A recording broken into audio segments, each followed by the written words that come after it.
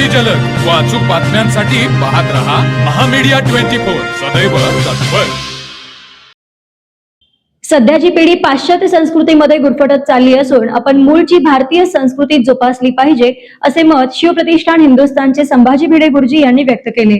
ते चोकाक तालुका हातकणंगले येथील विठ्ठल रुक्मिणी मंदिराच्या पायाभरणी प्रसंगी बोलत होते।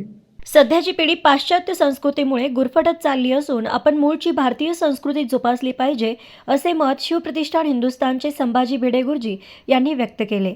ते चोकाक तालुका हातकणंगले येथील विठ्ठल रुक्मिणी मंदिराच्या पायाभरणी प्रसंगी बोलत होते।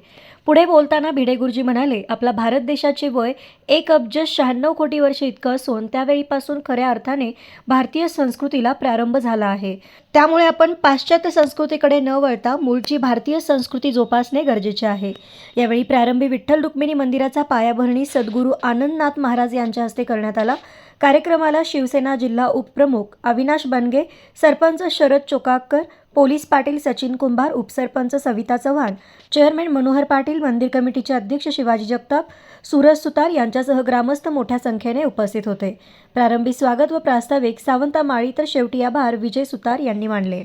तर मग चला सबस्क्राईब करायला विसरू नका महामीडिया 24 न्यूज चॅनलला। महामीडिया 24 सदैव तत्पर।